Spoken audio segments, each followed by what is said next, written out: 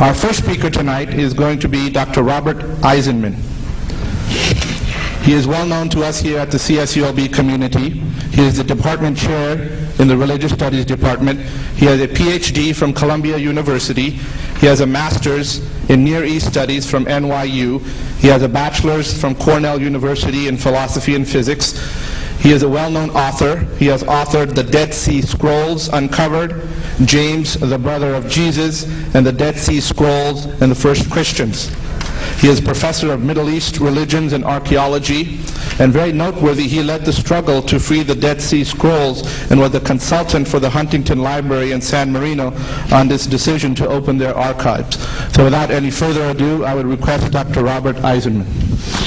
That if you want to find out the historical Jesus, you have to find out the historical James. And this is the problem scholars have been facing for a long time. Who is the Jesus? And this quest for the historical Jesus has been going on for 200 years, even including people like the famous Albert Schweitzer. And it hasn't been solved, and scholars don't agree on it, which shows how difficult it is. But I come at it that you really have to go to this other person. And then people, particularly Muslims, say, this other person, even Christians say that. Jews, they don't even know who he is. James, the brother of Jesus, they've never heard of him. Because he's not in the scripture, at least the Muslim scripture, he's not in the Jewish scripture, and he's just a sort of vague person in Christian scripture. And my conclusion is, who and whatever James was, so was Jesus. And when you get into the James problem, which leads you to the Dead Sea Scrolls also, you find that the ethos is very Islamic. It's very apocalyptic. And the key to James is what's in the Quran too. Over and over again, Muhammad is reciting that you are saved by believing and doing good works. Believe and do good works. Over and over again. It must be repeated about 30 times to my count. That is the Jamesian position in the New Testament.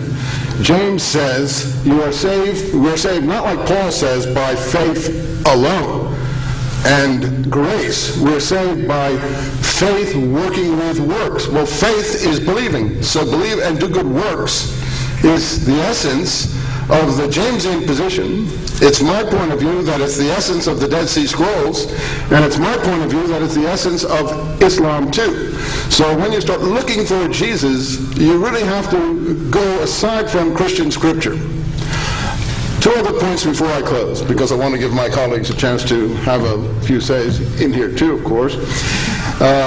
Another thing that many Muslims don't realize is that Muslim dietary law is based on James's instructions to overseas communities. In other words, they abstain from carrion, things sacrificed to idols, pork, and I forget the blood or whatever it is, the third or fourth part of the Quranic injunctions about eating are actually the essence of James's instructions to overseas communities in the book of Acts, where he says abstain from blood, things sacrificed to idols, strangle things, by which he means carrion, and fornication, which all Islam is against fornication. So these are the instructions James gives, and they reappear in the Quran. So I think that the Quran is the heir to a Jamesian strain of anti-Paulinism. Now, finally, this Jamesian strain of anti-Paulinism, which permeates the Quran, expresses itself in works righteousness. Now, Paul, which is the Islamic position too, you're saved by the works that go before you, the works that you send before you, strict works righteousness. Now, Paul, on the other hand, is the faith man. You're saved by your belief in Jesus Christ. And that's the argument between Paul and James. In the Western world, Paul went out. And what we call Christianity is basically Paulinism. But the final issue between Paul and James on this faith versus works matter centers around Abraham.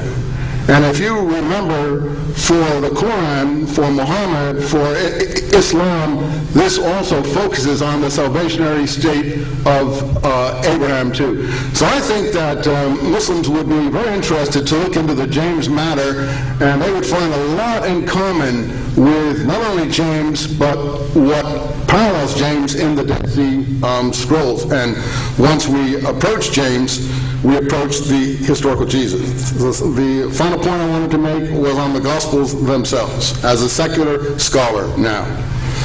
I honestly do not take the Gospels as history. And I think more and more secular scholars are coming to that position. The Gospels are a kind of Paulinism, that is Paul, retrospectively imposed on the Second Temple period.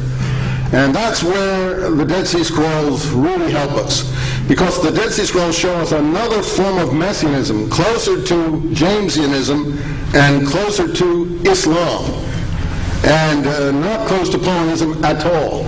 And I think we get the kernel of both this third way that finally goes into Islam, as far as I'm concerned, and that you, who are many Muslims in this room, would feel very close to if you knew it. Thank you very much.